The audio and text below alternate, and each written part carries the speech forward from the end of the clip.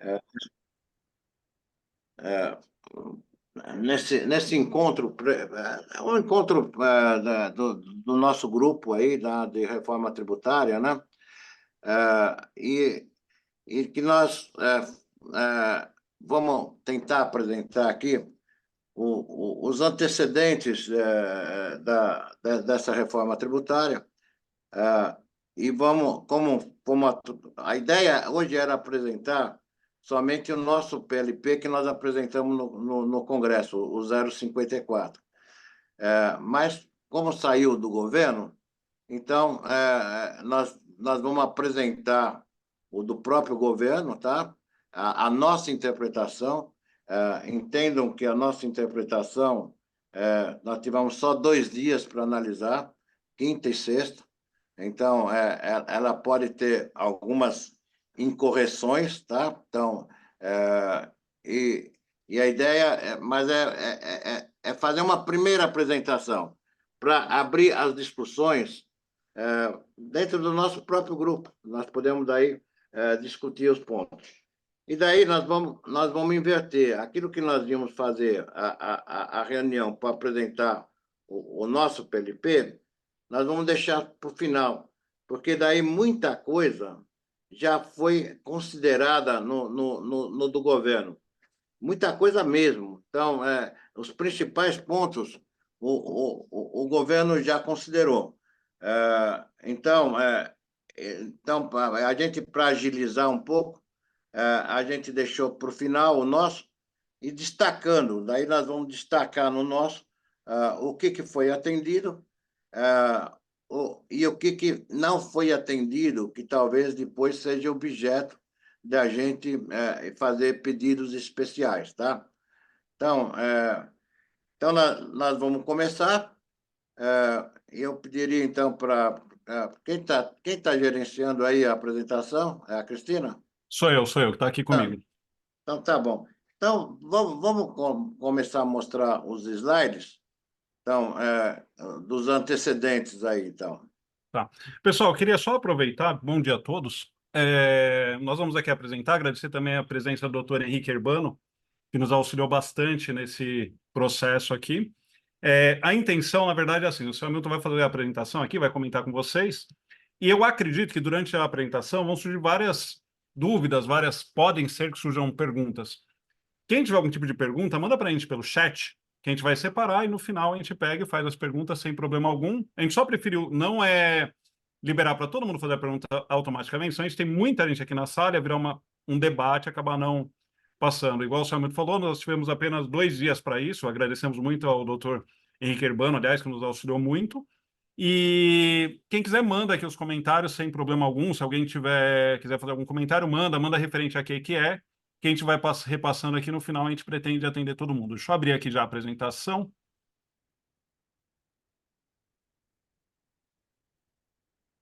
Então, como eu falei, nós vamos apresentar a lei geral, tá? E depois nós vamos apresentar a nossa proposta, o 54, com aquilo, mostrando aquilo que foi atendido e aquilo que ficou pendente.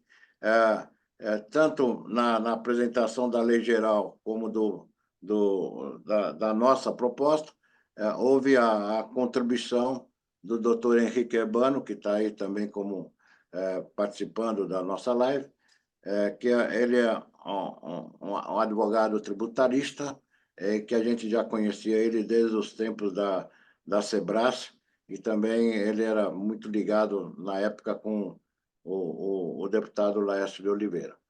Então vamos lá. Então, próximo slide, por favor. Nós vamos mostrar alguns antecedentes aí. Então, por que o fomento comercial está inserido na reforma tributária? Nessa PEC 132, né? Porque no artigo 10 lá diz que, para fins dispostos no parágrafo da Constituição, consideram-se serviços financeiros, operações de crédito, câmbio, seguro, resseguro, consórcio, arrendamento mercantil, fatorização, securitização, que é o nosso fomento comercial, previdência privada, capitalização, range de pagamento, operações com títulos de valores imobiliários, inclusive a negociação e corretagem, e outras que implicam captação, repasse, intermediação em gestão ou administração de recursos. Então, operações de crédito no fomento comercial, o que nós temos é a ESC, tá? Então, na verdade, quando fala operações de crédito, visa principalmente os bancos, mas nós temos as operações de crédito que são via ESC. Fatorização, então, é o fomento mercantil, factoring também. Securitização,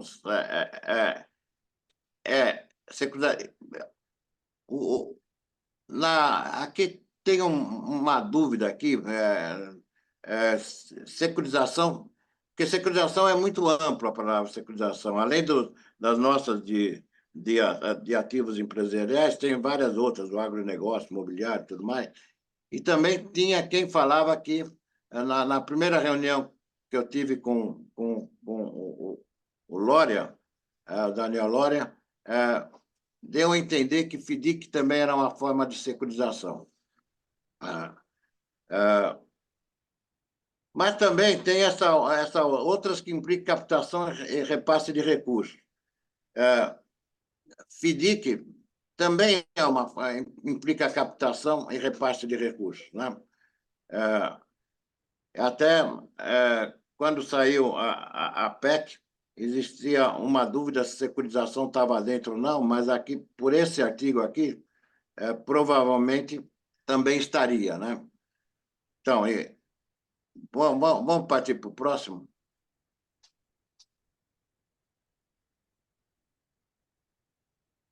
Então, um antecedente da reforma tributária foi o PL 3887, que ele criou a CBS ainda no governo anterior e antes dela ser incorporada na PEC 132. Quando ela foi incorporada na PEC 132, acabou virando aquele IVA dual, né? Que era a CBS era federal e o IBS estadual e municipal, né? Mas quando foi criado, nasceu a 3887, já deixava claro que o fomento comercial estava junto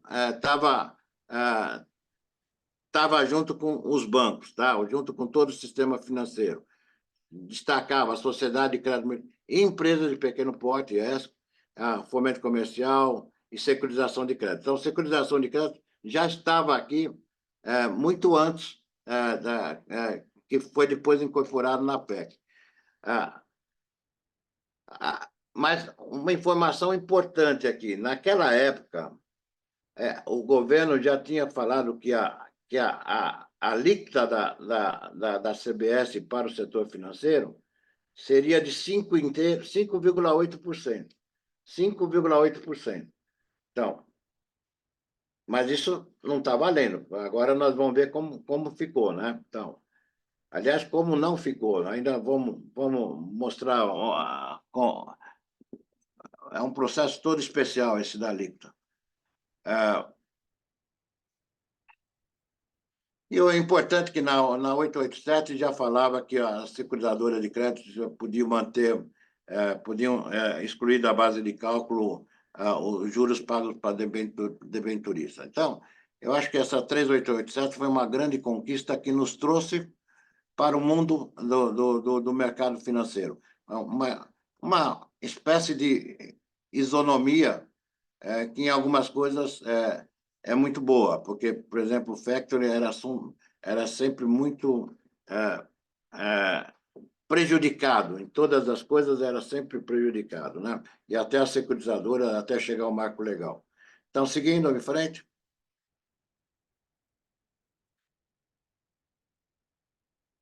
Então, alguns antecedentes ao pleito desse projeto do 54, né? Nós praticamente participamos em tudo que era reunião de reforma tributária, tanto nas frentes parlamentares, como as entidades de classe que nós militamos, que são a FEComércio, a Associação Comercial e a Sebras. A Associação Comercial nos incluiu no grupo G3, Serviços Financeiros, um grupo de WhatsApp da sociedade civil, para apresentar contribuições ao legislativo de suas frentes parlamentares. Em paralelo, o governo na pessoa do diretor da Secretaria Especial da Reforma Tributária, o senhor Daniel Lória, aquele que esteve presente já no nosso último congresso, né? Nos convocou para uma reunião online de governo, em 6 de março de 24, no qual participaram mais de 20 pessoas das mais diversas áreas do governo. Naquela reunião, nós podíamos sentir quais foram os objetivos e também colocar as nossas propostas. Então, para frente um pouquinho. Essa é o slide daquela reunião que foi publicado, né? Que a reforma tributária pretendia fazer uma isonomia, né? De todo o mercado financeiro. Então, e nós falamos, é bem-vinda essa isonomia, mas poderá ter um aumento de carga, tá? Então, uma carga tributária. O, os bancos hoje têm um PIS/COFINS de 4,65. E também eles recolhem o ISS sobre tarifas de serviço, que varia de 2% a 5%, conforme o município e o tipo de serviço. Na reunião, o Lória informou que existe um acordo com os bancos de não aumento de carga tributária por 5 anos. E realmente é o tal do artigo 10 lá da PEC. Imaginamos que a carga tributária para os bancos, conforme o PL 3887, seria de 5,8% para a CBS, mas não vai ser isso, conforme nós vamos ver lá para frente. Além da tributação em separado sobre os serviços, tarifas e ISS, que, pelo princípio da isonomia, seria aplicado a todo o fomento comercial. Ele ressaltou que o princípio da tributação financeira será sobre o spread. Então, eles estão tendo uma grande preocupação que a tributação seja sobre o ganho só, tá? Então, a provável consequência é que poderá ter um brutal aumento, porque hoje ela paga exclusivamente PIS e COFINS, e porque ela está no regime de lucro presumido, né? Então, ficaria equiparada com bancos. O factoring também, mas o factoring, eu entendo que ele vai... Vamos, volta. O factoring, eu entendo que ele vai ter uma vantagem, porque ele estava num sistema não cumulativo, que hoje a alíquota é 9,25, e ele vai ter... ele tinha muito poucos créditos, e agora ele vai passar para um sistema cumulativo com alíquota menor, que ainda não sabemos quanto é, tá? E securitização, a alíquota atual cumulativa é de 4,65, que é igual ao dos bancos. Como vai ficar a isonomia, então ele vai continuar com o mesmo que for do banco, mas a preocupação é que tivesse um aumento por conta do ISS, por conta do IBS, que é sobre as tarifas. Mas nós vamos ver que houve uma mudança de conceito. O governo está separando o que é operações de crédito e o que é operações de serviço, sendo que um fica no regime especial, ou de crédito, e o de serviços fica no regime convencional, regular para todo mundo. Pelo menos essa foi a nossa interpretação. Nós vamos depois mostrar e depois queremos a opinião de vocês também. Se alguma coisa tiver interpretado errado, é aquilo que eu falei, nós não tivemos muito tempo, 2 dias só para analisar um texto que tinha de 360 folhas, apesar que nós pincelamos exclusivamente a parte que nos dizia a respeito, que era de fomento comercial e eventualmente de FDIC também. Então, seguindo em frente.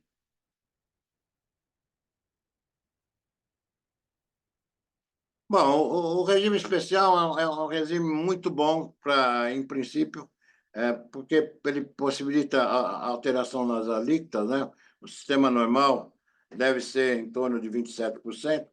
O Haddad, quando anunciou que a carga atual hoje já era de 34%, mas acho que houve uma confusão que ele estava falando, incluindo já o imposto de renda, a contribuição social, tudo mais, né? Então, mas ainda não se sabe quanto vai ser a carga total, estão falando de 26,5 a 27,5, uma coisa assim. O regime especial, ele possibilita alteração nas regras de creditamento, poderá haver direito a crédito poderá não haver direito a crédito, é o princípio do regime cumulativo, é que não tem direito a crédito, paga só uma vez, mesmo com a alíquota reduzida. Mas também, como é regime especial, pode ser considerado um sistema misto cumulativo com algumas regras de creditamento, e que aconteceu lá no projeto do governo, né? E possibilidade de alteração da base de cálculo do IBS e CBS. E também, o que a diferença é que pode ser a possibilidade de incidir os tributos só sobre a receita, né? Então, seguindo em frente.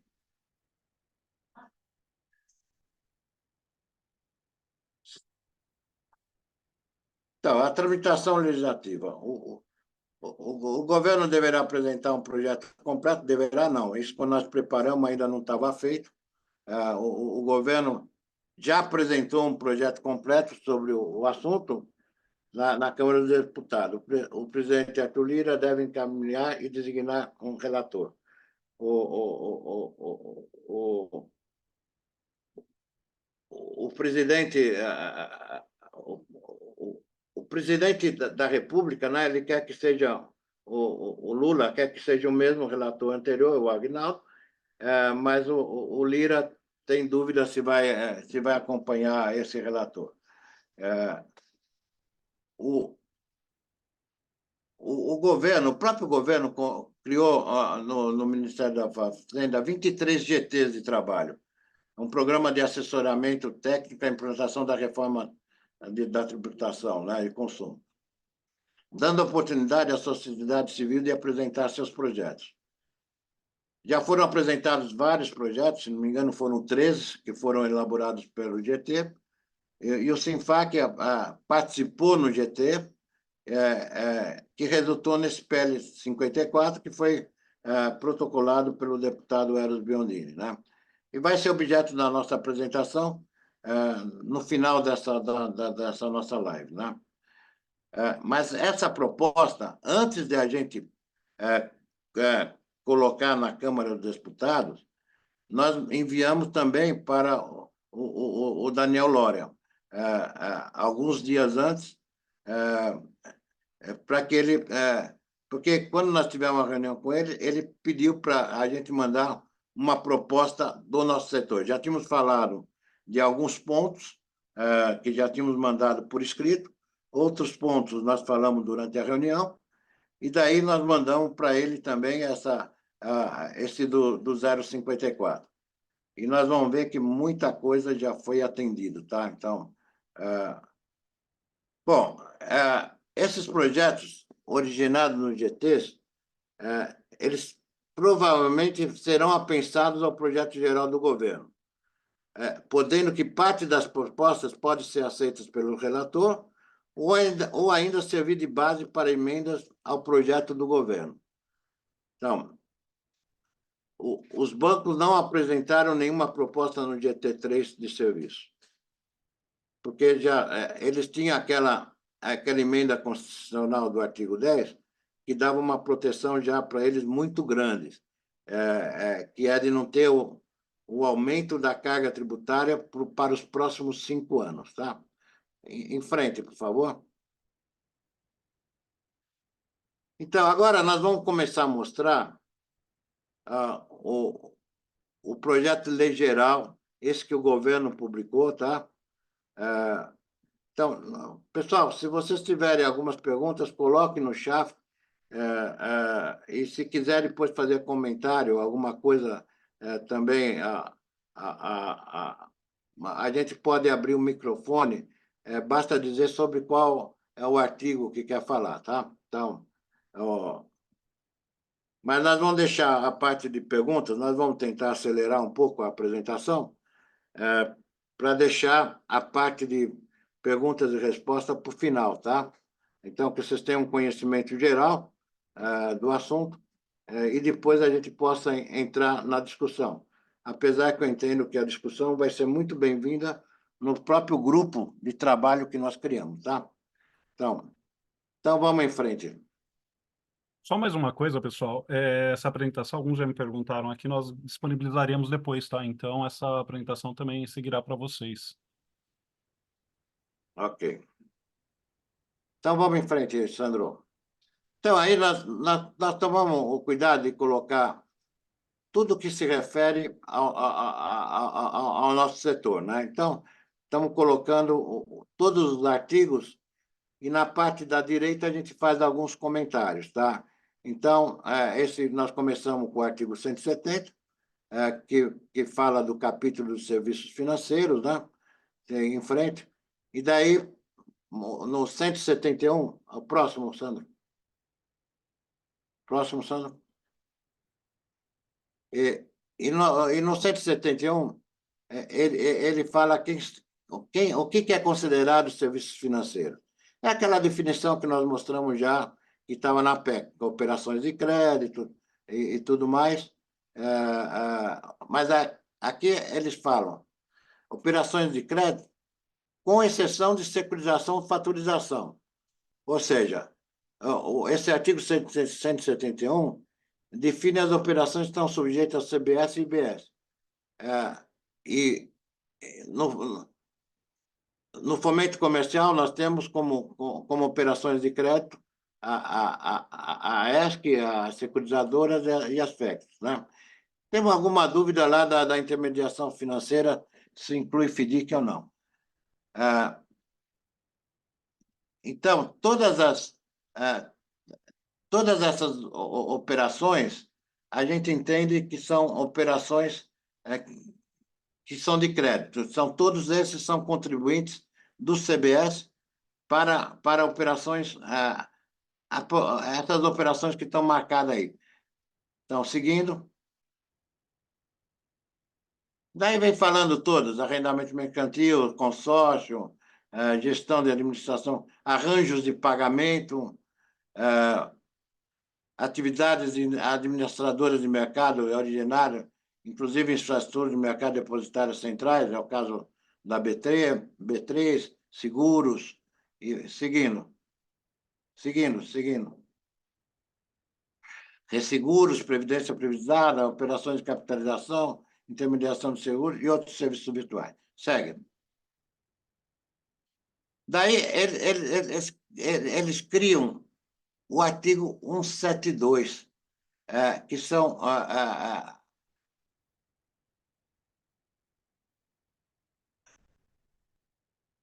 os artigos 172, eles começam a relacionar quem são as entidades supervisionadas pelos órgãos governamentais que compõem o Sistema Financeiro Nacional, que são contribuintes do CBS e IBS.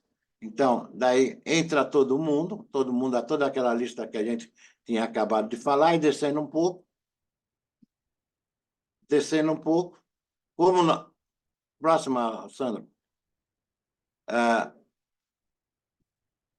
Então, tudo isso daí são entidades supervisionadas pelo Banco Central, lá, né, que faz parte do sistema financeiro.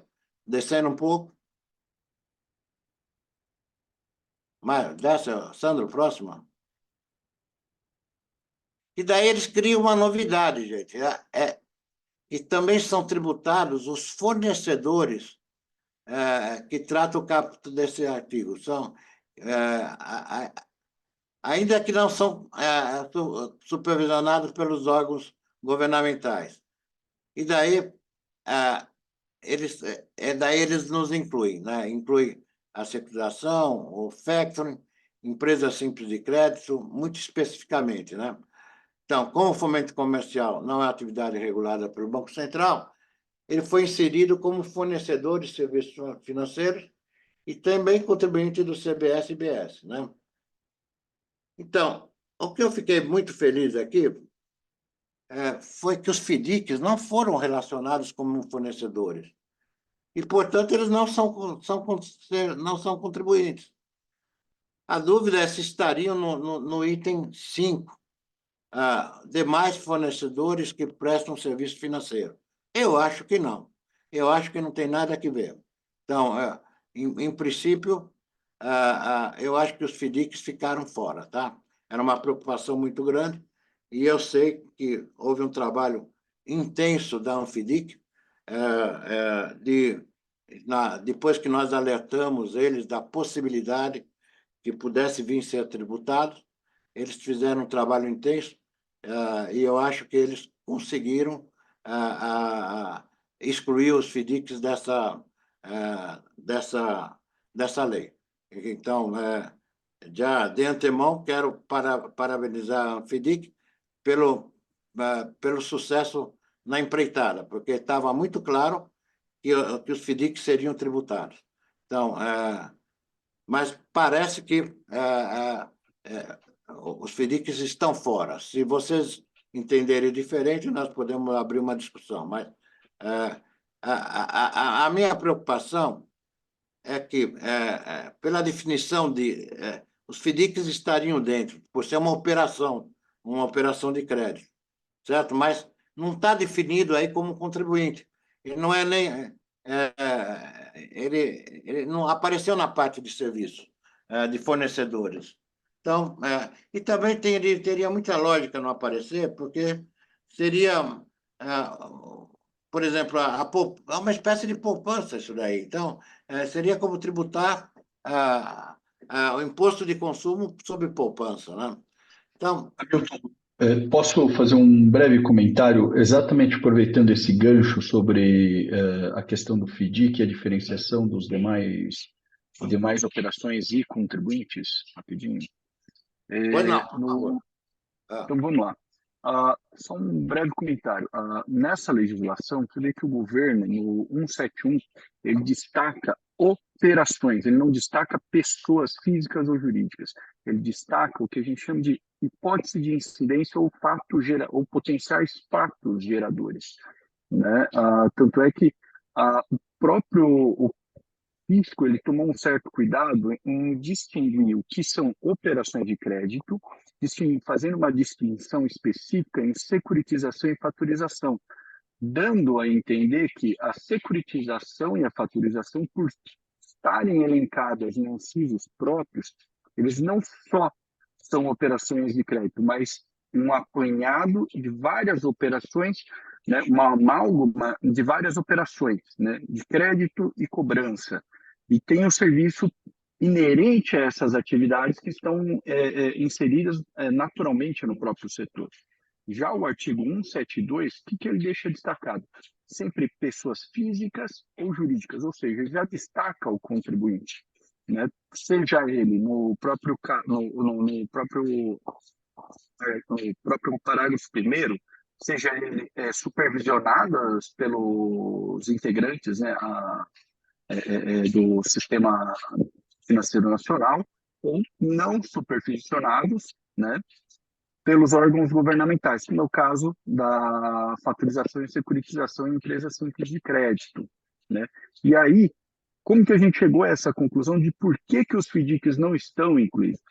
Porque ao momento em que o fisco, né, a Ministério da Fazenda, não destaca o FDIC como uma pessoa física ou jurídica, ou equiparada à física ou jurídica, né, entende-se que foi excluído, porque ele deixa bem fixado lá quem são as pessoas físicas ou jurídicas que são potencialmente contribuintes do IBS e do CBS.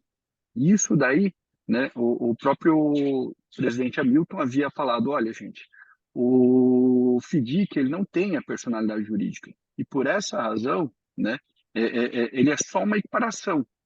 E aí a gente chegando levando em consideração esse apontamento do presidente, a gente começou a perceber que o próprio Ministério da Fazenda ele não inseriu os FDICs exatamente por conta da natureza equiparada à pessoa jurídica. Ele não é uma pessoa jurídica, ele é um condomínio. Então, por conta disso, nós chegamos à conclusão de que ficou fora, sim, dessa tributação desse projeto de lei por enquanto.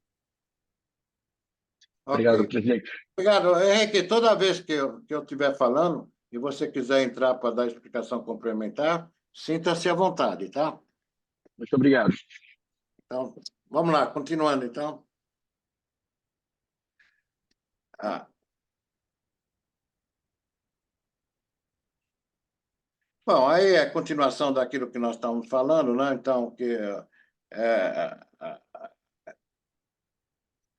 então, praticamente, dentro de tudo aquilo que foi especificado, todos são contribuintes do CBS-IBS, exceto se tiver alguma das atividades que estariam inseridas no Simples Nacional, né? Como é o caso de corretores de seguros.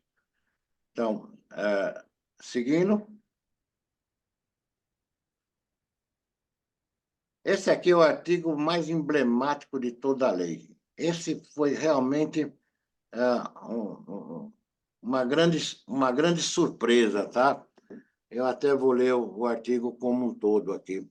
Os serviços que forem prestados pelos fornecedores que trata o artigo 172, que não forem definidos como serviços financeiros do artigo 171, 171 é aquele que fala das operações, tá? Inclusive aqueles remunerados por tarifas e comissões, ficam sujeitos às normas gerais da incidência do IBS e CBS, previstas no título 2 deste livro, e, se for o caso, aos regimes diferenciados que trata, não se sujeitando ao disposto no regime específico desse capítulo. Então, o que a gente está entendendo aí? A gente está entendendo que a tributação especial de serviços financeiros se aplica somente para aquelas operações definidas no artigo 171, ou seja, operações de crédito. Então, em princípio, a prestação de serviços e tarifas bancárias que não envolvam crédito vão ser tributadas pelo regime normal. O regime normal é aquele de 27%, mas com direito a crédito, né? Aí, resta para o nosso setor, nós vamos ter algumas dúvidas. Se a operação de trust e, por exemplo, de consultoria de crédito para a FDIC não será automaticamente classificada como regime normal, porque não é uma coisa a esclarecer, porque a minha dúvida que eu tenho sobre esse assunto é, quando fala factoring, o factoring nós temos, normalmente se cobra um ad valorem que é tributado do ISS, que não vai ter mais. Então, o ISS, o ad valorem seria da parcela de serviço. Então, quando nós estamos falando que as operações de factoring são tributadas, normalmente o acessório segue o principal. Então, o caso do ad valorem no factoring, para mim, é um acessório que segue o principal. Então, eu acho que, por exemplo, a parte do ad valorem não continuaria sendo operação de factoring no regime de especial. É a minha opinião particular. Estou colocando em dúvida aí para a discussão do pessoal, tá? E essa... Rapidinho, presidente. Hã? Nessa questão do artigo 173, né, e também reforça esse posicionamento, a própria distinção das operações de factoring e securitização em relação às operações de crédito.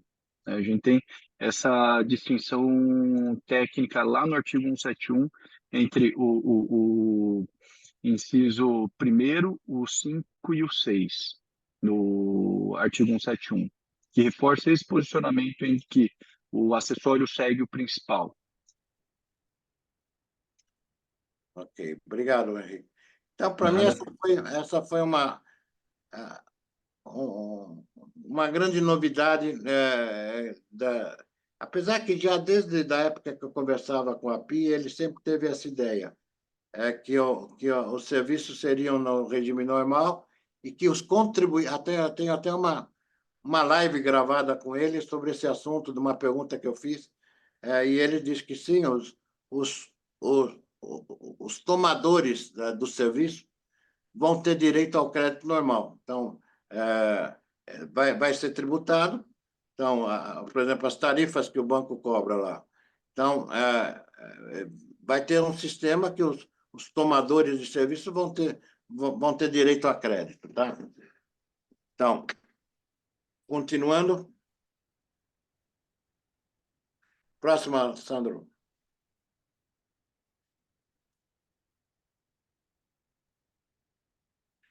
Bom, esse 174 fala que ó, a base de cálculo do IBS vai ser com base pelas receitas desse serviço, que são basicamente aquilo que já estava, que já é a base de cálculo do PIS e do CONFINS, tá? Então, seguindo para frente, Sandro. Agora, aqui começa a ter algumas exceções, coisas boas, tá? Muito boas. Então, ó, vai poder se excluir da base de cálculo, reversões de provisões, recuperações de crédito baixado com prejuízo. Então, eventualmente, você já tinha baixado um prejuízo na hora que você consegue reverter, ela seria excluída da base de cálculo.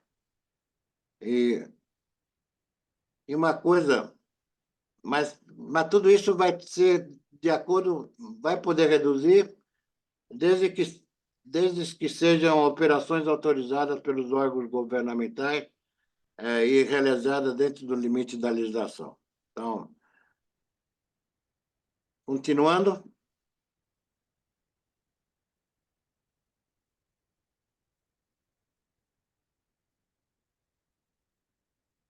Bom, aí a coisa mais complicada do mundo aqui. Então, esse artigo 177 fala das alíquotas.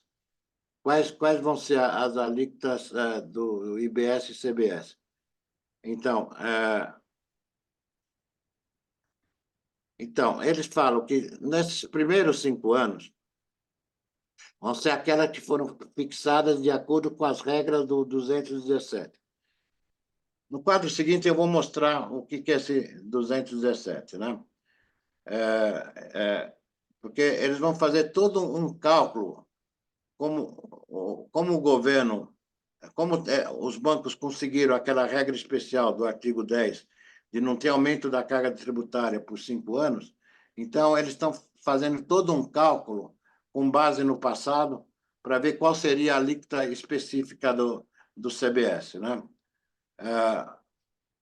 Então, mas, de qualquer forma, uma coisa boa é que a alíquota vai ser uniforme em todo o país, porque nos outros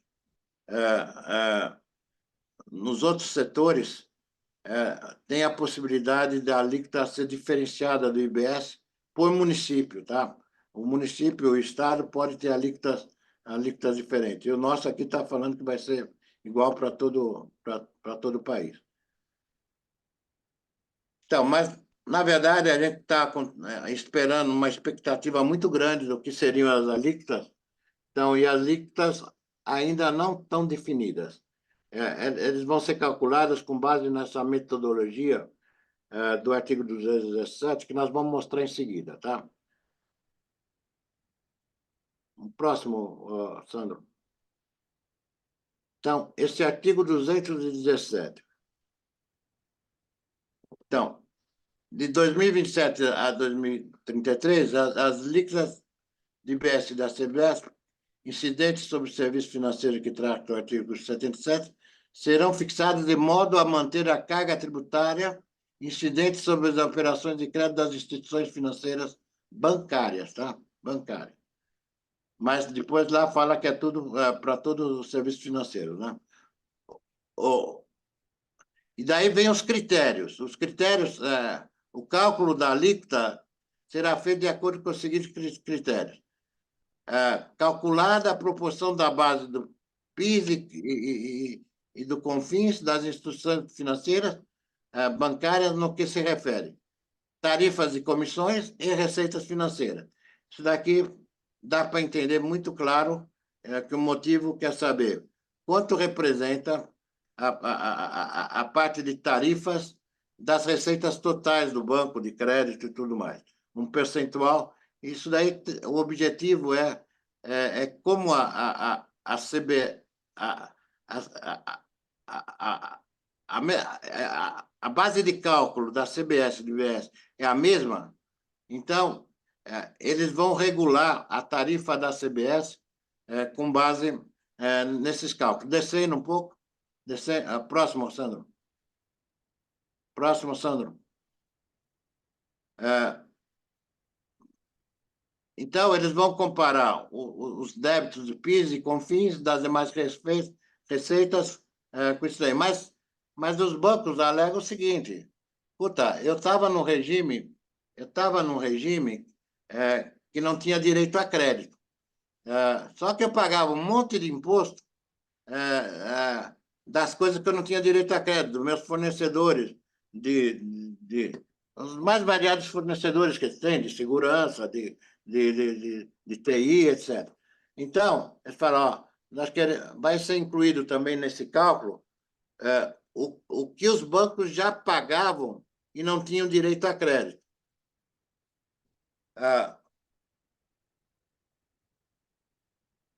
Então, isso daí é uma coisa bastante complicada. Eu queria pedir até se alguém tiver dentro do grupo algum contador da parte de banco que fosse capaz de fazer esses cálculos, seria interessante, porque esses cálculos vão ser feitos pelo governo, tem todo o critério aí como vai ser feito. Vai para a próxima lá.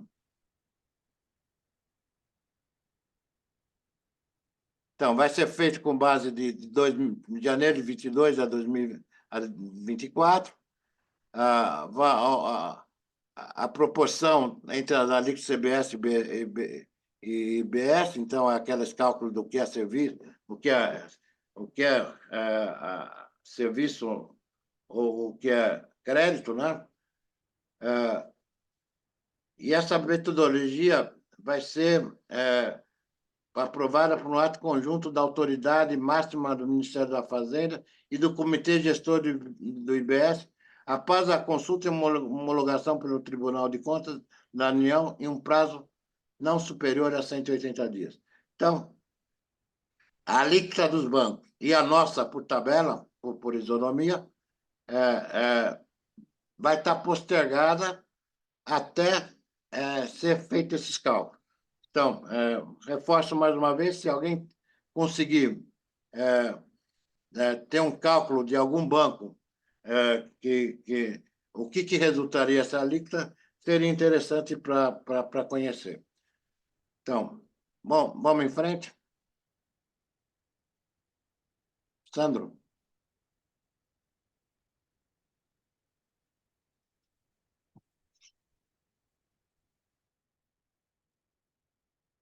Bom, agora nós estamos entrando no artigo mais importante da lei, tá? É o mais importante e foi impressionante como o governo cedeu muitas coisas que não eram permitidas no passado, no PIS e no COFINS, e que agora passou a ser permitido, tá? Então, eu vou citar cada um deles.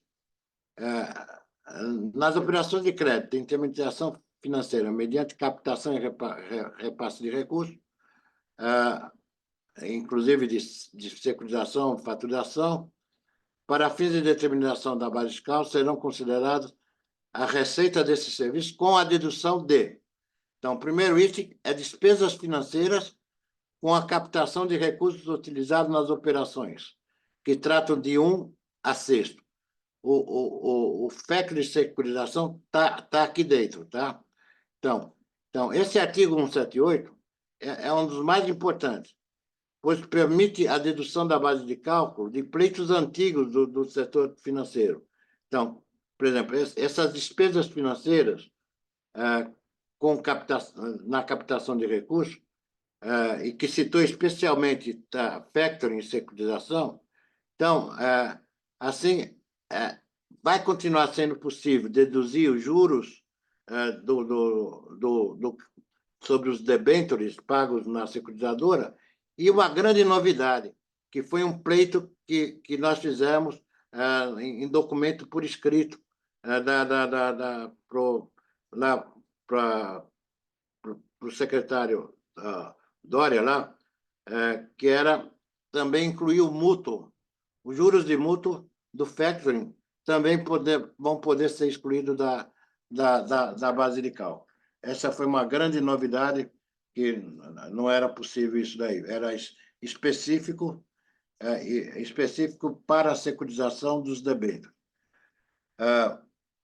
Descendo um pouquinho mais, sobe um pouquinho, por favor, a anterior.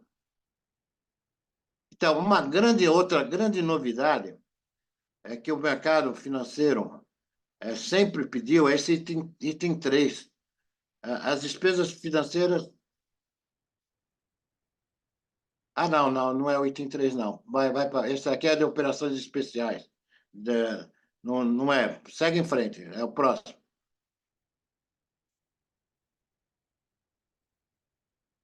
É o quinto que eu estava começando a falar, é a provisão de crédito de liquidação duvidosa. Bom, mas aqui, o 4, ele fala de encargos financeiros referente a instrumentos de dívida emitidos pela pessoa jurídica, desde que ele use para as operações do 171.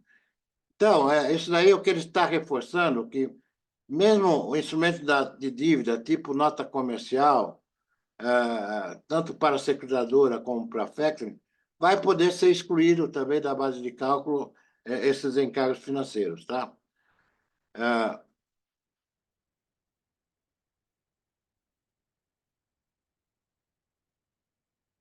Então, esse inciso, o inciso 2, que nós já vimos, esse 4, que acabamos de falar, tem um objetivo muito, muito claro, que a tributação seja feita exclusivamente sobre spread. Então, você cobra juros, você cobra deságio, mas você pode descontar os juros que você pagar, ou para debenturista, ou por mútuo, ou por instrumento de dívida, tudo mais. E uma grande novidade também que apareceu é a possibilidade de deduzir a provisão para crédito de liquidação duvidosa, o famoso PDD, né? Obedecida às regras de dedutibilidade do imposto de renda, né? Então, esse é uma grande melhoria na lei, certo? Foi pleito nosso, desde a primeira carta que nós fizemos lá para a secretaria, como depois no próprio o PLP que nós protocolamos, tá? Então, eu acho que é uma grande conquista para todo o mercado financeiro, porque hoje, às vezes, o raciocínio que nós fizemos no nosso PLP, lá, na exposição de motivos, lá, foi o seguinte: se o objetivo é tributar o spread, e no spread você já tem uma margem que é para perdas de clientes, então é justo que, se você já pagou antecipadamente o imposto por aquele spread, então, quando acontece a perda, realmente, então é justo que seja estornado. E parece que foi aceita aí, tá? Então, acho que é uma grande conquista de todo o setor financeiro isso daí, porque antigamente tinha muita discussão sobre isso, e nunca foi possível aprovar. Seguindo, lógico que se depois você faz a provisão e depois você tem o estorno da provisão, você reduziu, daí você tem que oferecer a tributação, certo? Se você estornar a provisão, como você tinha deduzido, daí você tem que voltar a oferecer a tributação, tá?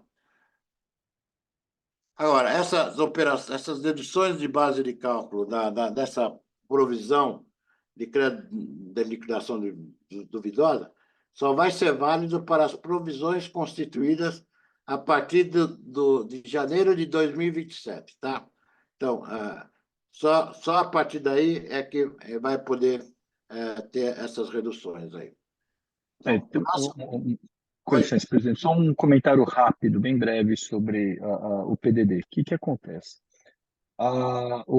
As regras de PDD estabelecidas no imposto de renda, né, de acordo com a Lei 9.430, ela estabelece diversos critérios, que são valores sem garantia de valor, valor com garantia, 15 mil por operação, acima de 15 mil por operação, e há uma necessidade, né, que até o legislador deixou bem claro, de obedecer bem essas regras, né?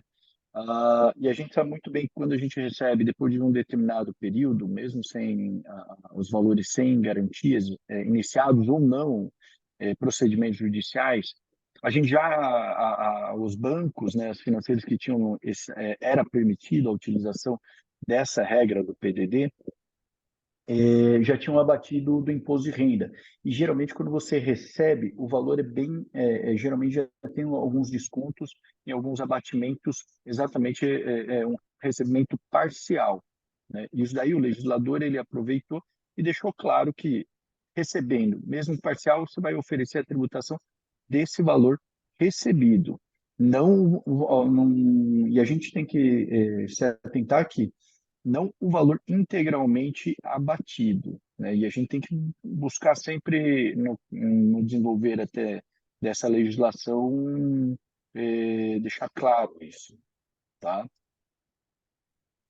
Perfeito, presidente, obrigado. Ok.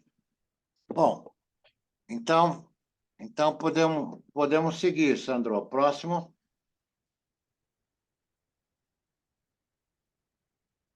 Então, aqui deixa muito claro que as alíquotas do fomento, quando fala no serviço que trata os incisos 1 a 6º, que inclui a securitização e factoring, serão as mesmas que foram apuradas para os bancos na forma do artigo 177 e 217, aquele que nós vimos que vai ter todo um cálculo especial, tá? E aqui a outro fala que vão ser criadas algumas obrigações acessórias que ainda vai ser estabelecida. Próximo.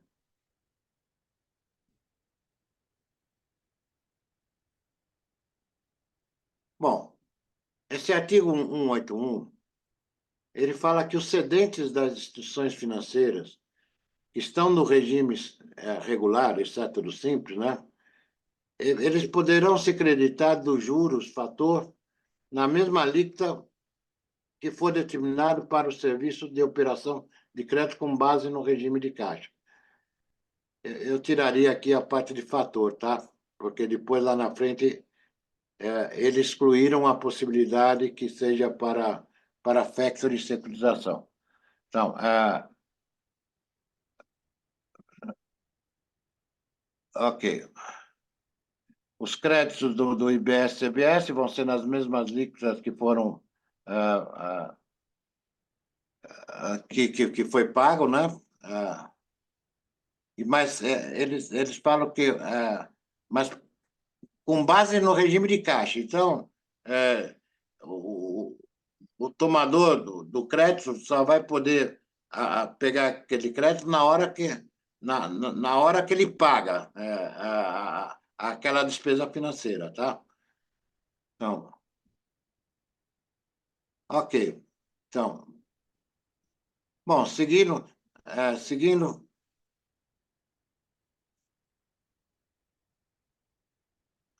Daí tem uma série de parágrafos aí, que todos esses parágrafos têm o objetivo de garantir a plena não cumulatividade aos clientes do regime normal, tá? Então, os clientes, pessoas jurídicas, vão ter direito a crédito, e aqui tem... mas tem uma exceção aqui. O crédito é só pessoas jurídicas, mas não se aplica para operações interbancárias ou entre quem tá dentro do 171 e 172, né? Ah, mas também tem uma complicação aqui, que esses créditos vão ser condicionados ao reconhecimento da operação pelo Comitê Gestor do IBS. Muito bom. Então, seguindo para frente. Esse realmente é impressionante, isso aqui. Fica vedada a apropriação de crédito da IBS e da CBS na aquisição dos serviços financeiros que tratam o inciso 2 a 6º do artigo 171. Tá, aqui está. Não posso atender aqui, né? Bom, então, esse artigo 182, ele veda que o cedente do fomento comercial, né, tenha direito aos créditos, restringindo o crédito somente para as instituições financeiras, que seria daquele do inciso 1, né? Então, em princípio, parece uma discriminação ao nosso setor. Precisaríamos entender um pouco mais tecnicamente por que essa restrição.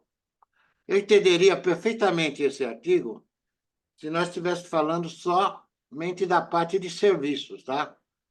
Que os bancos vão ter a parte de tarifas lá no regime normal, né? E provavelmente nós pouco temos de serviço no nosso setor. Mas aí, como está falando do artigo 171, o 171 são operações que nós estamos Sim. incluídas. Para os bancos incluiu e para nós não, né? Então, vamos seguir.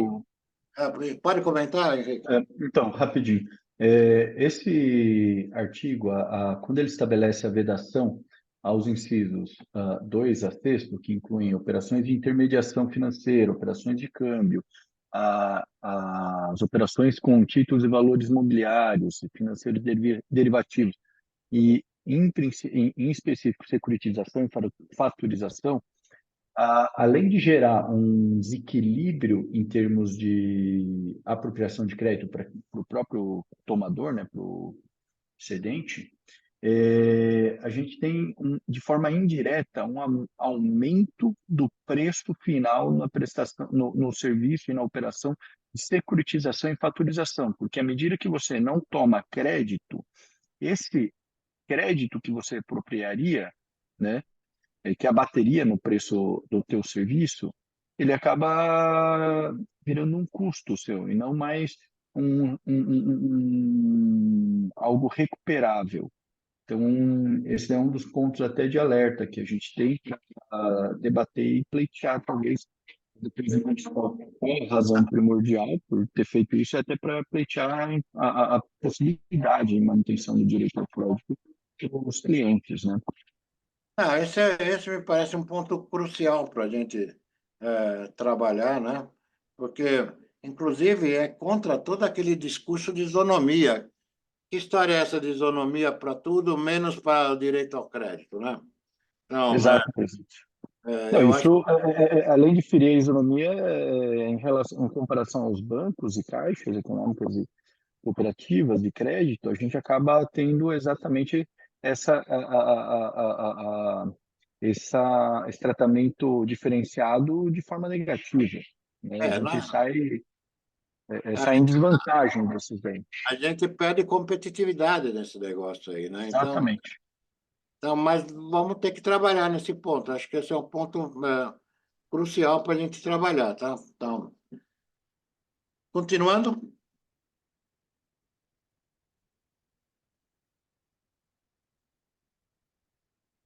Agora aqui, ó, é um pequeno apanhado que nós estamos fazendo sobre as administradoras e gestoras, tá?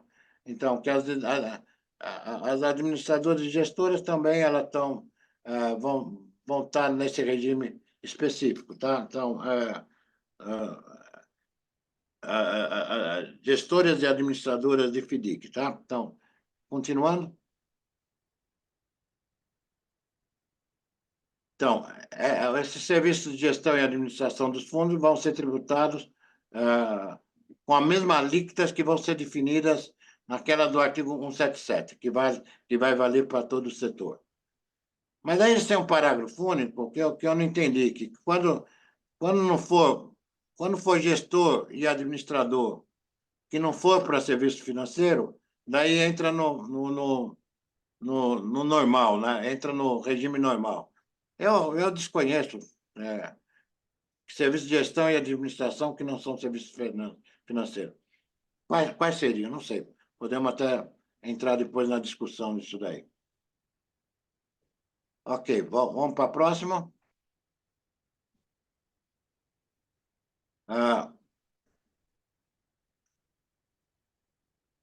Bom, isso aqui são obrigações aí acessórias que vão criar aí para o gestor e para o administrador, seguindo.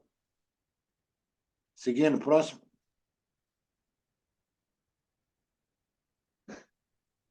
Acho que você pulou. Volta um. Tá bom. Não, está falando que o gestor, o gestor e administrador pode prestar serviços também para o investidor. Além de prestar para o fundo, né, pode prestar, e nesse caso segue as mesmas regras que é para os fundos de investimento. Próximo. Agora, o único lugar que apareceu a palavra FDIC foi esse que nós vamos falar agora, tá? A liquidação antecipada de recebíveis de arranjo de pagamento será tributada pelo IBS e pela CBS na forma desse artigo. Então, liquidação antecipada de recebíveis de arranjo de pagamento. Ou seja, eles querem tributar com base na curva futura de juros, né? Então, na verdade, essa cláusula foi colocada, é uma cláusula de antiabuso, né? Que tributa as antecipações de recebíveis de arranjo de pagamento, cartão de crédito, com base na expectativa de juros futuros da taxa Selic.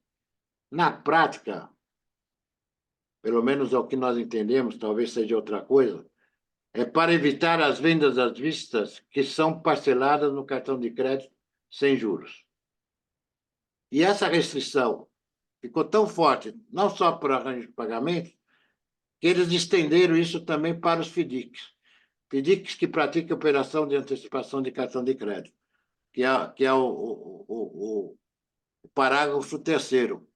O disposto neste artigo aplica-se, inclusive, aos FDICs e a demais fundos de investimento que liquidarem antecipadamente recebíveis de arranjo de pagamento, caso em que o fundo será considerado contribuinte de IBS, CBS e o cotista não ser. Então, para mim, esse aqui é mais um reforço, sem dúvida nenhuma, que o FDIC não está tributado.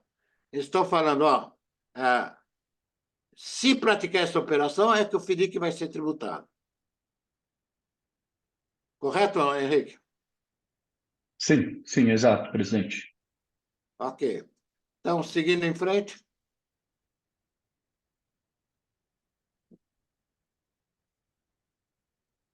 Não, agora, então, pessoal, nós acabamos de ver tudo que nós pudemos detectar na lei geral que se refere ao nosso setor. E agora... Presidente, rapidinho, Oi. aproveitar. Existem duas dúvidas. Uma deixa eu verificar aqui, pelo Tomaso e outra Isso. pelo Paulo, né? Isso mesmo, doutor. A do Tomaso é em relação ao parágrafo 2º do artigo 172, né? Que ele comenta aqui se Coloca na tela 172, Sandro. 172. Que ele fala exatamente sobre aquela expansão onde vai a discussão dos contribuintes. Deixa eu abrir aqui. Um momento, só, Milton, eu vou localizar aqui. Vamos ver qual que é a pergunta dele. Aqui ele aponta que o inciso 5, a linha C, que poderia, não seria uma brecha para tributação. Vamos pegar aqui o inciso. Sandro? Que no 172 Só fala um que momento, inclui só, Milton, estou abrindo aqui. outros, né, contribuintes, mesmo que não supervisionados pelos órgãos governamentais. E no inciso 5º, ele fala demais fornecedores que prestem serviços financeiros. E a linha C fala de forma profissional, ainda que a profissão não seja regulamentada. Qual? E, Estamos no 172 aí, é um pouco mais para baixo, né? Qual que é o que ele fala? ah, então, no 172 a gente não destaca no Desce, final lá, desce um pouco, Sandro. O que o Tomaso fala?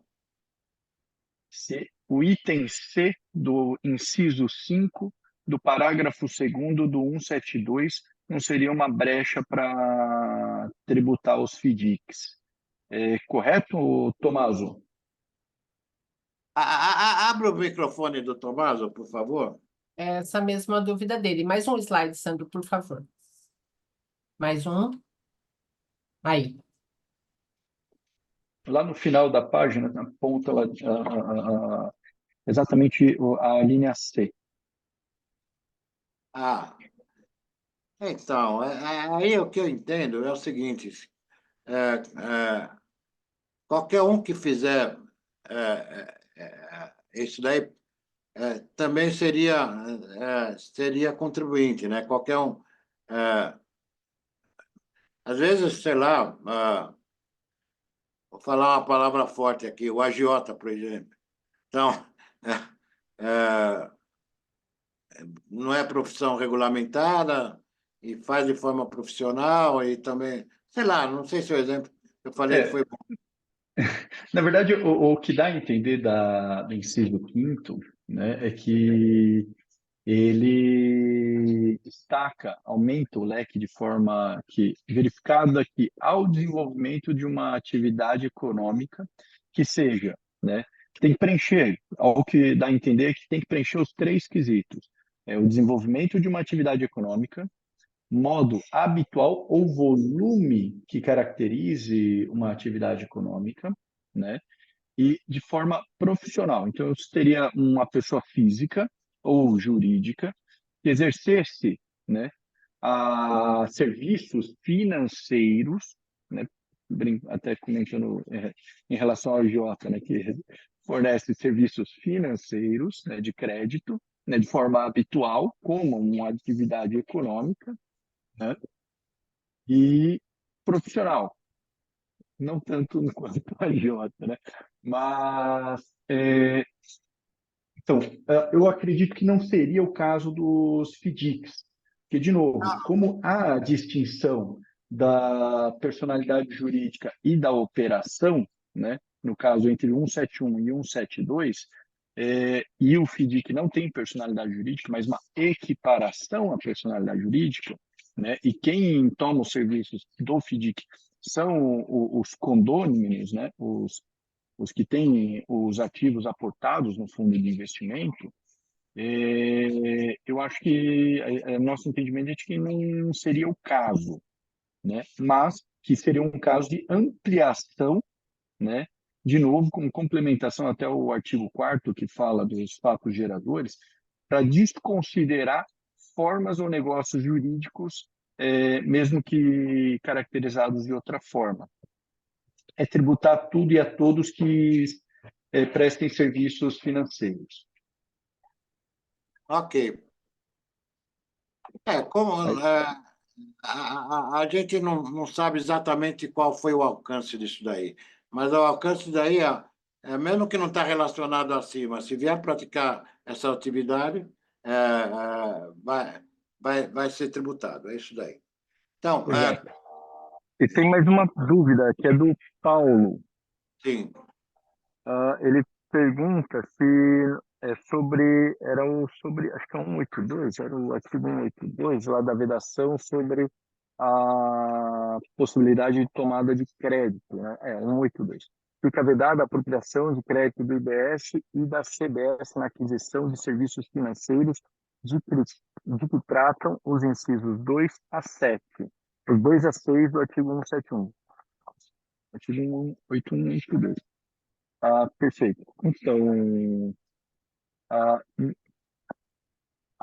se for analisar de forma sistêmica, né, o artigo tanto 182 como 181, né, que tratam das limitações de crédito, a gente vê que os dois estão inseridos, né, na seção 3, né, exatamente do capítulo que trata das operações, dos operações financeiras, né, serviços financeiros. Então, no momento que você deixa... Não, mas, Oi? não, mas o que ele pergunta está correto. Então, essa, qual que é a pergunta dele aqui? Veda o crédito entre instituições financeiras, é o interbancário lá, sem dúvida.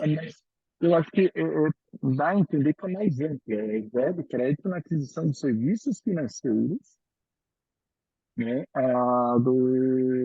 exatamente reforçando a proibição da vedação do crédito, tanto para contribuintes normais como os contribuintes específicos dentro do próprio sistema financeiro. Entre Bom, as próprias instituições financeiras tomando serviço financeiro que são elencados no 2 a 6, que seriam incluindo fatorização e securitização. interbancário não estaria incluso. Bom, vamos passar. Talvez, se tiver mais perguntas, fazemos no final, senão a gente não conclui para mostrar a nossa proposta, tá? A nossa proposta, o que foi aceito, o que não foi aceito, porque é, entre o que nós vimos e o que nós vamos ver, é que a gente vai poder perceber quais são os pleitos adicionais que nós temos que fazer, tá? Ou que já foram feitos aí. Então, Sandro, volta lá no 054, por favor.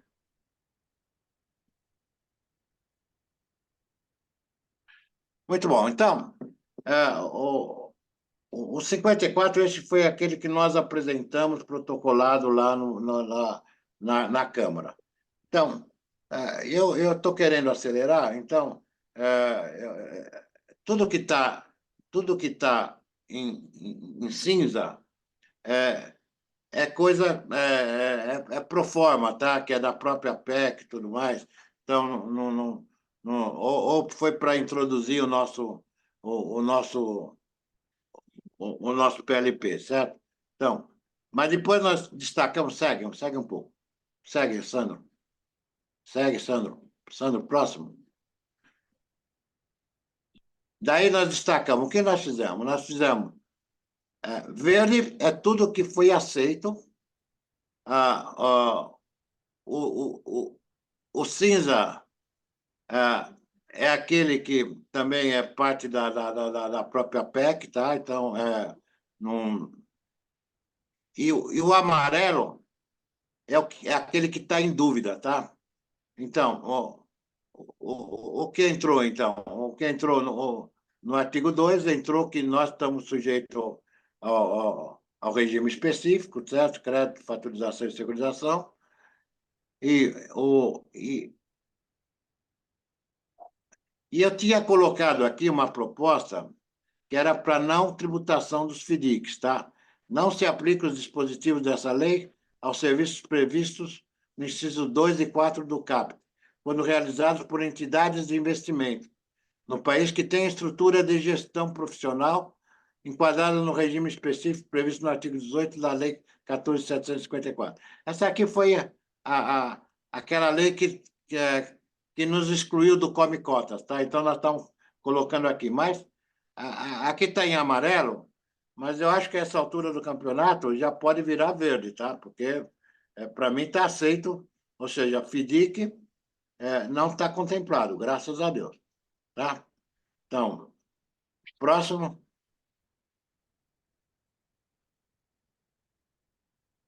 Então, aqui era sobre as bases de cálculo, tá? Então, a base de cálculo que nós propusemos é a mesma que saiu do governo, só que nós colocamos um adicional, calculada sobre o oferimento no mês de calendário, com base no regime de competência ou caixa, porque a ESC pode ser caixa, não se aplicando o reconhecimento antecipado da receita no momento da operação. Então, isso é uma coisa que a gente quer conversar, porque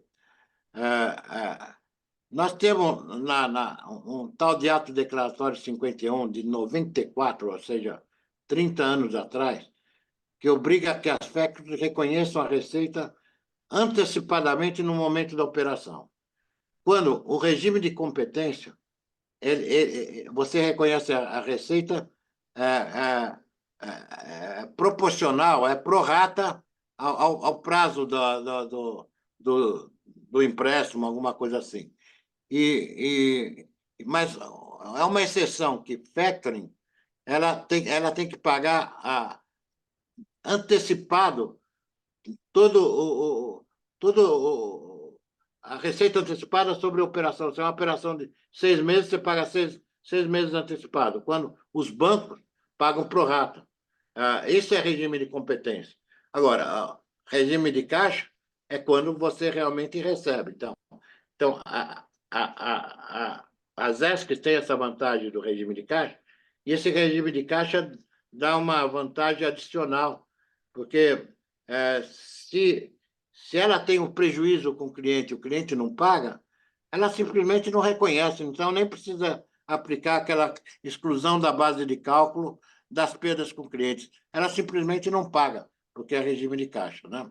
Mas isso só é permitido para quem está no lucro presumido. Então, o nosso setor todo está no lucro real, a única exceção são as ESCs, tá? Então, isso daí é uma coisa que nós vamos querer trabalhar para tentar incluir ainda, apesar que isso podia ser por uma regulamentação à parte. Vamos ver como a gente faz com isso. Vamos, talvez, tentar incluir alguma coisa numa emenda, alguma coisa assim sobre isso daí. Então, tudo que tiver em vermelho é coisa que a gente quer trabalhar junto, tá? Então, seguindo.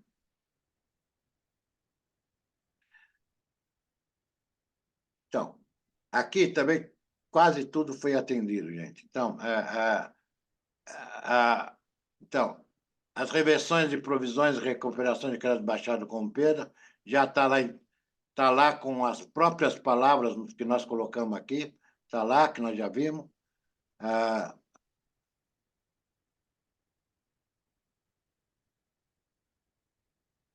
E no parágrafo 2º,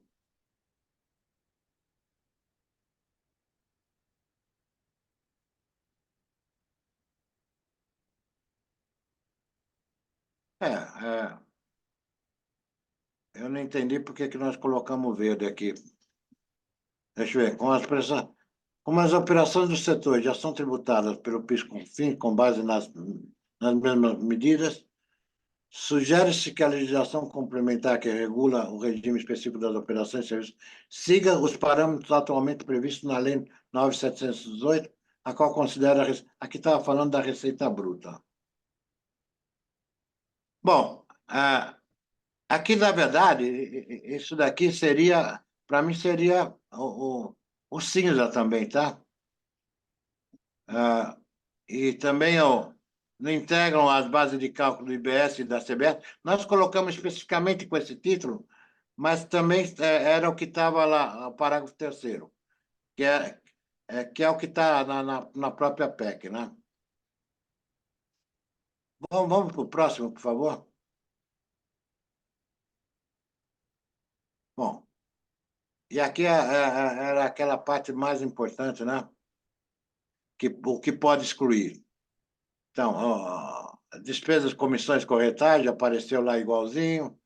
as despesas incorridas na captação de recursos, apareceu igual, não, apareceu lá, está atendido também. Essa daqui tem receitas financeiras, inclusive aquelas decorrentes de juros de mora e correção monetária e variações monetárias em função da taxa de câmbio. Isso aqui tem lá sobre a taxa de câmbio. Mas, por exemplo, sobre o nosso objetivo aqui era que não teria tributação. Isso aqui tem que mudar, tá? Porque que por exemplo, sobras de caixa. Se eu tenho sobras de caixa, eu estou aplicando no mercado financeiro, aí no overnight, mas não é uma receita operacional. É só evitar uma perda maior, certo? Então, nós tínhamos pedido que isso não fosse incluído, e eu preciso ver, talvez, aqui está pintado de verde, porque na disposição geral, no restante, talvez fale alguma coisa sobre isso. Henrique, depois nós vamos dar uma olhada aqui, porque Perfeito, presidente. tudo que nós lemos lá, do geral, eu não vi que eles atenderam isso, a não ser que esteja no regramento geral de todos os outros artigos que nós não vimos, tá? Então, isso aqui tem que rever, tá? E o outro que também está em vermelho, e a gente sabia que eles não iam aprovar, é o juros sobre o capital próprio, que a gente queria poder excluir. Igual hoje na legislação do imposto de renda, existe a possibilidade de exclusão dos juros de capital próprio somente para na distribuição. É uma espécie de distribuição de dividendos que paga por uma taxa de juros referencial. Era uma forma, era preservar o princípio do spread, porque quando é capital próprio, você não tem spread, você está tributando o teu próprio capital. Aliás, o Tomás levantou alguma coisa disso no nosso grupo, tá? Então, no nosso projeto, a gente queria que pudesse reduzir da base de cálculo, eventualmente, esses juros sobre capital próprio. Mas a gente sabe que esses juros de capital próprio, o governo estava lutando para acabar com eles, certo? Então, e não conseguiu, não foi aprovado. É aquela parcela que, em vez de pagar como dividendo, paga como juros de capital próprio e tem direito à dedução para fins de imposto de renda e da contribuição social do lucro líquido. Então, aquele conceito a gente está querendo trazer para cá como dedução de base de cálculo, porque para evitar a tributação exclusivamente do capital. É o caso da ESC. A ESC está proibida de tomar, é só para tributar capital próprio. E daí, então, ela nunca vai ter spread, sempre vai estar tributando exclusivamente o capital próprio. Então, essa é uma coisa que a gente quer trabalhar um pouco mais também, se não de forma geral, essa palavra juros de capital próprio, o governo não vai gostar, mas a gente pode trabalhar de outra forma exclusiva, principalmente pensando na ESC, tá? Mas porque os bancos podem alavancar lá 12 vezes, sei lá quantas vezes, mas e eles também estão pagando sobre o capital próprio. Então, esse pleito não deveria ser só nosso, deveria ser também dos bancos, né? Então, seguindo. Bom, isso saiu exatamente igual, que as alíquotas vão ser uniformes em todo o território nacional. E quanto às alíquotas, então eu estou deixando o amarelo porque não está nada resolvido. Nós pleiteamos aqui que para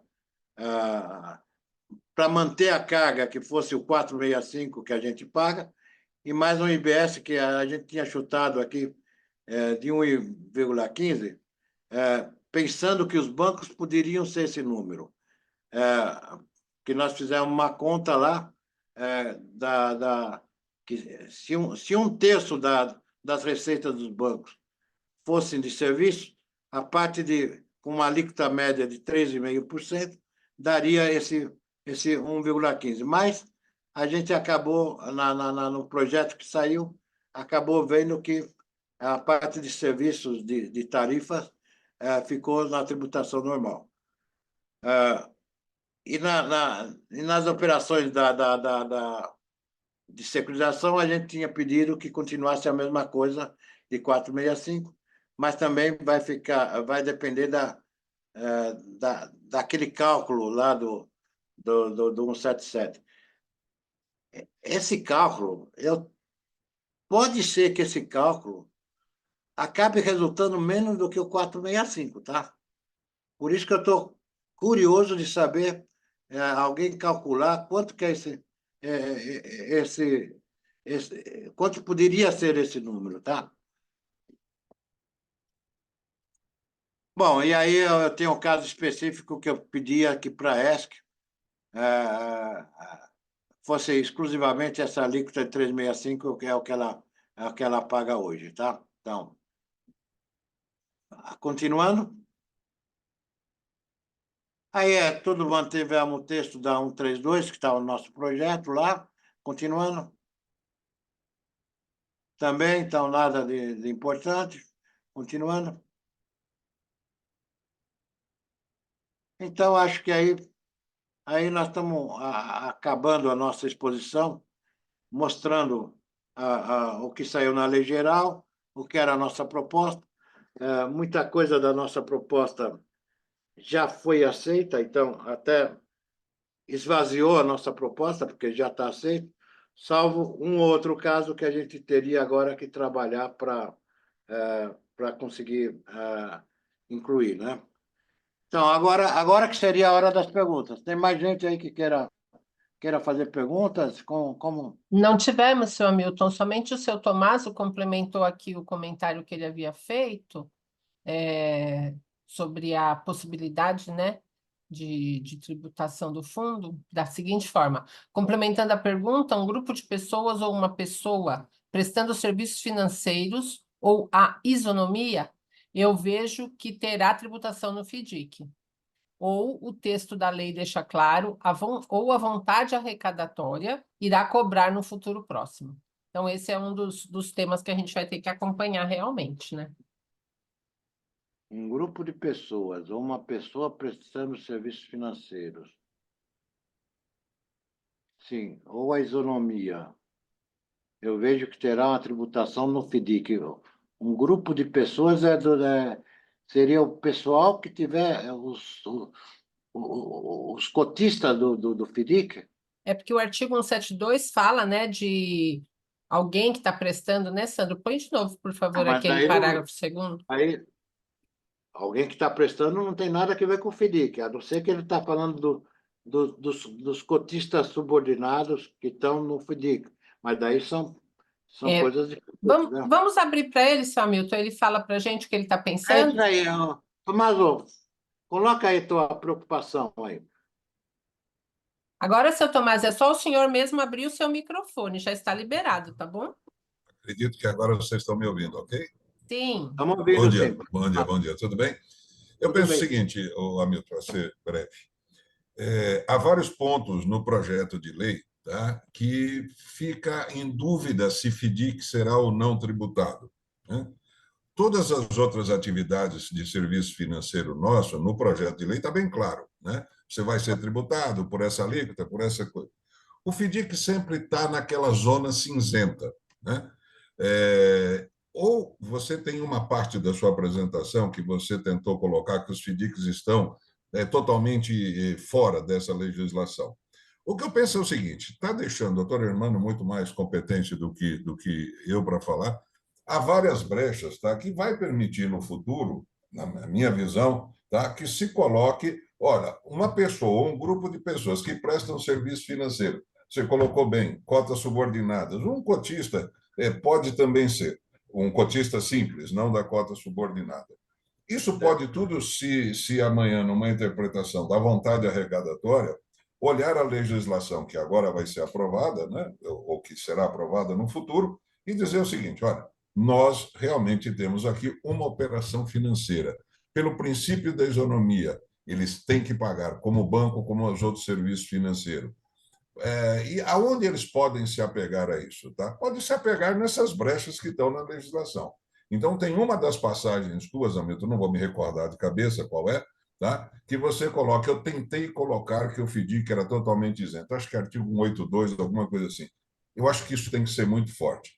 Ou vai estar muito claro na legislação para que um burocrata, né, tipo o parecer 51 lá das factories de 94, né? Alguém sentou e disse, olha, eu quero que seja tributado, eu chamo na cabeça, né, as operações. Ou ele vai ter a lei para não deixar ele agir desta forma, ou eu acho que a gente corre o risco. Como é o momento da discussão, da aprovação, talvez deixar bem claro, o FDIC está isento da CBS e do ISS. Era isso. Tomás, eu concordo 100% com você, tá? Mas 100% mesmo. Então, é, porque toda a legislação lá, a geral, ela subentende que FDIC está fora, mas não está dito expressamente que FDIC está fora, que seria ideal, que era a nossa proposta, tá? Era a nossa proposta no nosso projeto. Então, agora, também temos receio de mexer na vespeira, né? Então, de levar esse pleito, que nós achamos que deveríamos levar, temos que falar com o FINDIC, porque eu acho que eles podem ajudar muito nisso, eles têm muita representação lá, tudo mais. É, se não seria o caso, para evitar dúvidas no futuro, que seja expressamente dito que FIDIC está fora, e não por interpretação, né? Mas concordo contigo, tá, Tomaso? Bom, tá aí um ponto para trabalhar, né, Milton? Então. Então tá bom. Mas o que é importante é a gente trabalhar em conjunto, sabe? Todas as associações e tudo mais, para que o resultado seja positivo, tá? É a soma de esforços aí, né? Combinado. Alguém mais tem alguma colocação que queira fazer? Nós estamos à disposição aí, tá?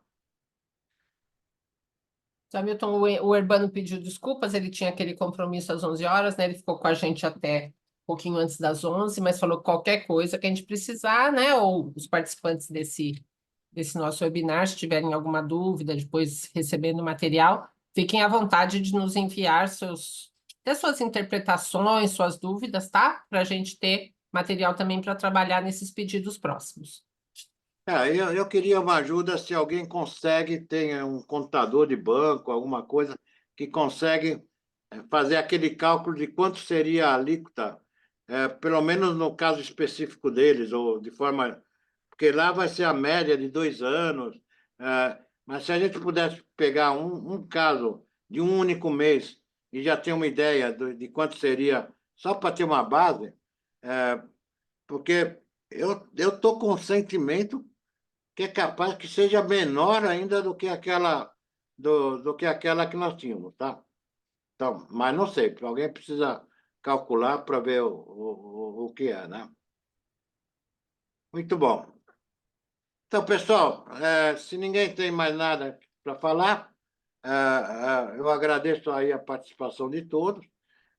Eventuais dúvidas podem colocar lá no nosso grupo, que vamos tentar responder por lá mesmo, tá? E vamos começar a ouvir também o que o mercado fala, porque essa interpretação foi nossa, em 2 dias, não somos especialistas em direito bancário, que, e, e a gente, é, daqui a pouco, a gente vai ter um pouco mais de informação do mercado de qual é a correta interpretação. Espero que nós tenhamos feito a mais correta possível. Tá? Então, muito obrigado, gente. Então, e qualquer coisa, estamos à disposição lá no grupo, lá para responder eventuais perguntas. Obrigado, gente. Até a próxima, então. Tchau. Bom dia a todos, boa semana. Bom dia a todos.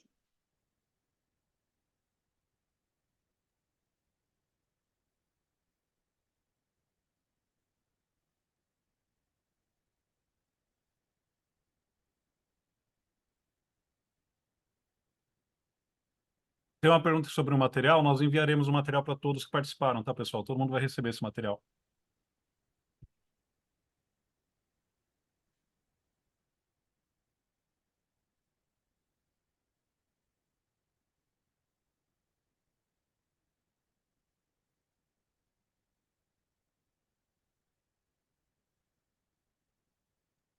Obrigado, pessoal. Vou encerrar. Até a próxima. Cristina, antes de distribuir o material para a turma, nós vamos corrigir aquelas pinturas lá, tá? Pois não, pode deixar. É, Vou encerrar aqui a sala, tá bom, pessoal?